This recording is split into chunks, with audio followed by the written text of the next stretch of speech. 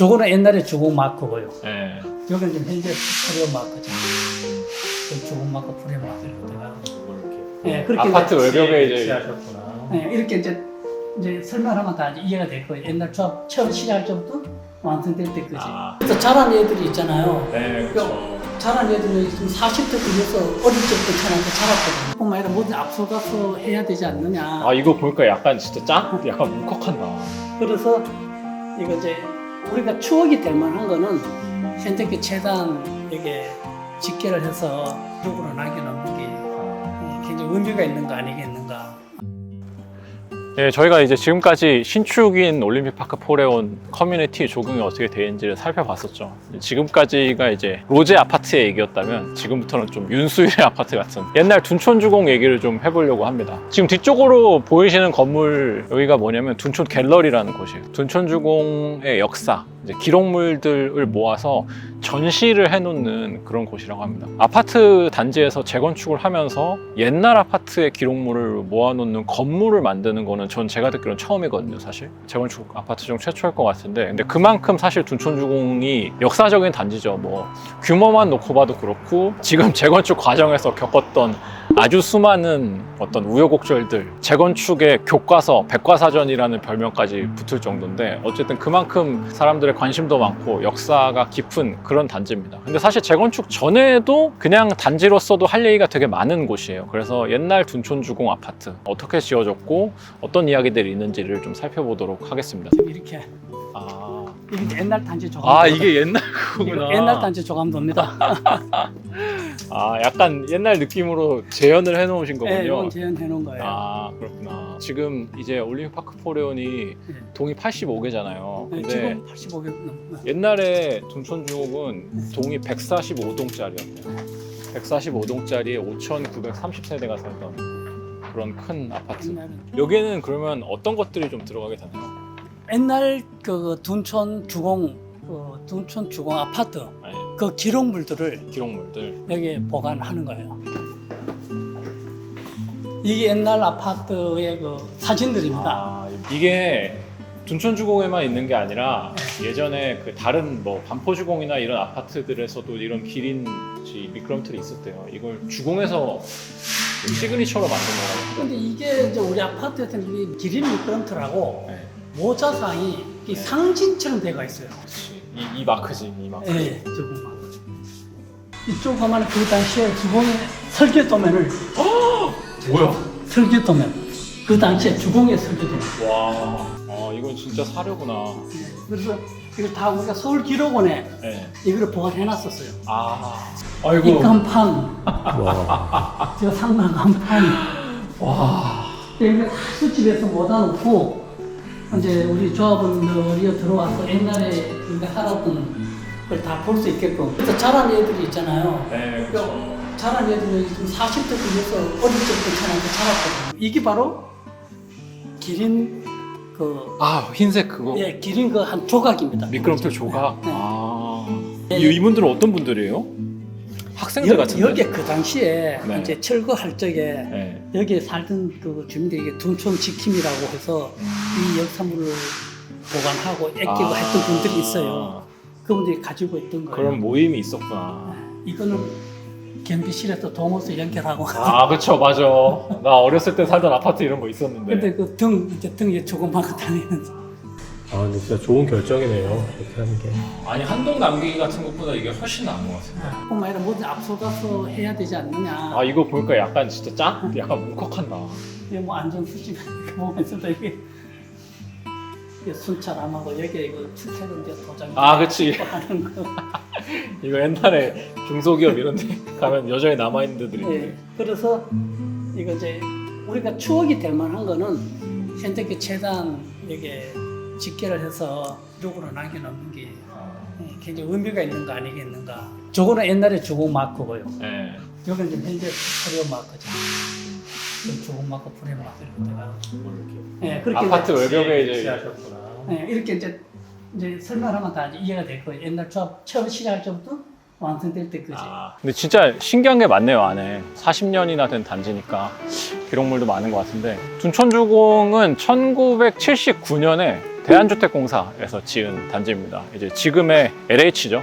LH가 지금은 한국토지주택공사인데 옛날에는 한국토지공사랑 대한주택공사로 나눠져 있었어요. 아까 말씀드렸던 것처럼 규모가 상당합니다. 동이 아까 145개 동이라고 말씀드렸잖아요. 145개 동의 세대수가 5,930세대짜리 단지였어요. 물론 뭐 지금에서 절반 수준이긴 하지만 그 당시에도 어마어마한 규모를 자랑한 그런 단지였습니다. 지금처럼 이렇게 뭐 모바일 진화 이런 게 활성화되어 있는 그런 시대에는 걱정이 없겠죠. 근데 옛날에는 아까 단지 배치도 있었죠.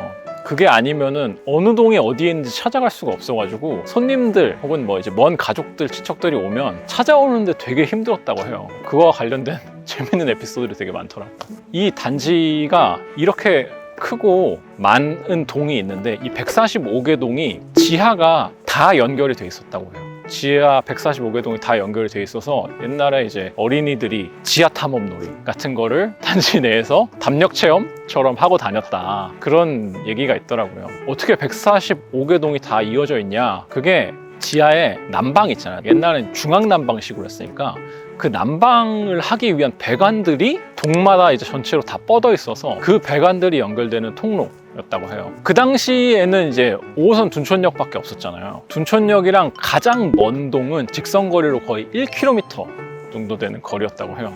그래서 이제 교통카드 두고 왔네? 이걸 지하철역에서 아는 순간 그냥 그날 출근은 무조건 포기해야 되는 그런 규모였다고 합니다. 지금 이제 상가가 올림픽파크 포레온에는 4개가 생길 예정이거든요. 단지마다 이제 하나씩 있는 구조가 될 텐데 옛날 이 둔촌주공 아파트에는 상가가 무려 6개나 있었다고 해요. 6개. 지금 5호선이 있는 쪽에 이제 둔촌 종합상가라는 게 하나 있었고 둔촌 아파트 나상가, 다상가, 라상가 그 다음에 일반 상가, 천혜상가? 제가 기억하기로는 이름이 이래서 아파트 안에 상가만 6개가 있었대요. 더 재밌는 거는 6개 상가에서 워낙 단지가 넓으니까 상가를 도는 셔틀버스를 운영했었다고 해요. 주민분들이 여기서 셔틀버스를 타고 상가에서 쇼핑을 하고 이제 물건 싣고 집으로 돌아오고 뭐 그렇게 했었다고 합니다. 근데 이게 그 셔틀버스도 뭐 약간 불법 논란이 있어서 그랬나? 뭐 어쨌든 문제가 좀 있어가지고 막 계속 운영되진 못했고 운영이 되다가 중단이 됐다고 합니다. 둔촌주공 분양을 했을 때로 시간을 되돌려보면 둔촌주공은 선분양, 후분양 이런 구조가 아니라 주택상환사채라는 거를 주공에서 발행을 했었다고 해요. 그게 뭐냐면 채권을 사면 나중에 그거를 아파트로 돌려주는 그런 방식으로 분양을 했었다고 해요. 왜 이렇게 했냐면 그 당시에 이제 주공에서 지어야 할 아파트들이 너무 많았어가지고 한 번에 이제 채권을 많이 발행해서 자금을 땡긴 다음에 그걸로 이제 곳곳에 아파트를 지었다고 해요. 둔촌주공 아파트도 거의 제가 알기로는 최초의 주택상환사채로 지어진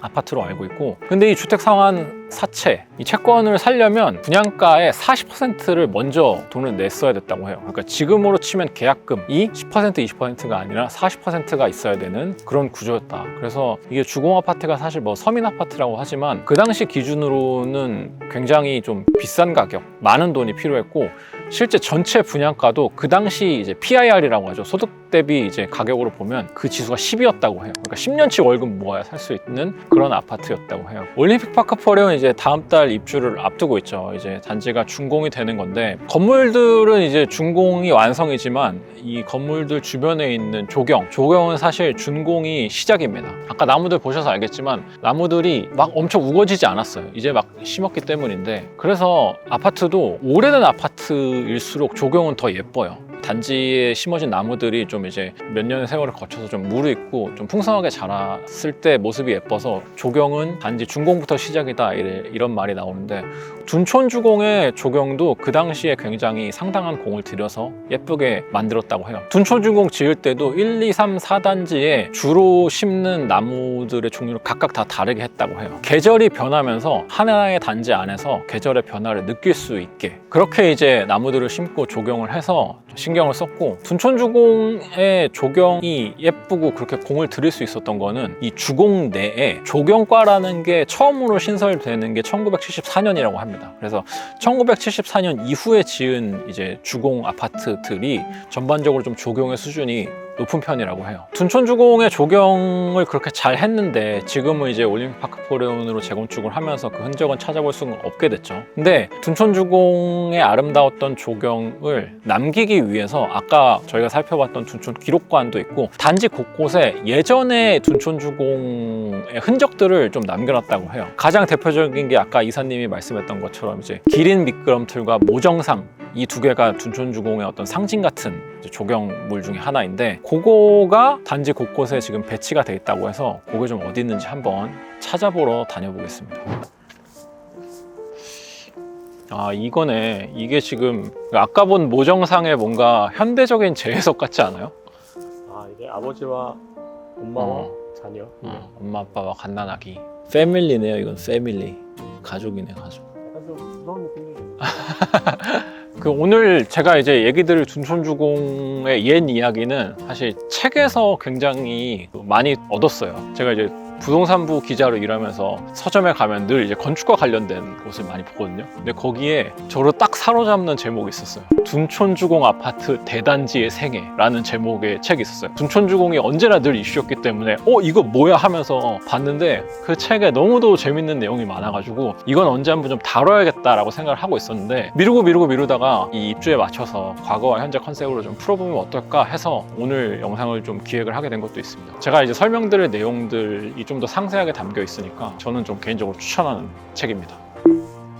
여기가 지금 동산인데 저기 보이네. 저기 지금 콘크리트 벽 뒤편으로 아까 본 것보다는 훨씬 큰 기린 미끄럼틀이 보입니다. 아, 저기다 이제 만들어 놓은 거구나. 그리고 아까 이제 보신 것처럼 모정상도 저 스포츠 컴플렉스 옆에 있었고 기린 미끄럼틀도 지금 저기 보이는 거 말고 이제 신 기린 놀이터 옆에 이제 작게 마련이 돼 있었죠. 그래서 이제 이런 것들이 둔촌주공의 옛날 흔적들을 좀 남긴 거라고 볼 수 있을 것 같습니다. 오늘 이렇게 신 올림픽 파크 포레온 구 이제 둔촌주공에 대한 얘기를 좀 해봤습니다. 주변에 이제 재건축 아파트를 투자하신 분 말고 재건축이 될 아파트에 예전부터 살고 계시다가 이제 조합원이 되고 입주를 앞둔 분들이 있을 거잖아요. 이제 그런 분들의 얘기를 들어보면 왜 근데 그렇게 긴 세월을 기다리냐, 그냥 뭐 재건축이 진행이 되면 좋은 값에 그냥 팔고 다른 아파트로 뭐 이사를 갈 수도 있지 않느냐, 뭐 이렇게 물어보면 물론 뭐 당연히 신축이 된 뒤에 뭐 분담금 내고 해서 더 큰 시세 차익을 기대할 수 있는 것도 있지만 그냥 거기가 좋아서 내가 오래 살았던 동네라서 그냥 떠나고 싶지 않아서 그냥 계속 다른 데로 이주를 했다가 전세 살다가 이제 다시 돌아와서 사시는 분들 혹은 그렇게 살 거다라고 얘기하시는 분들이 있거든요. 그래서 이제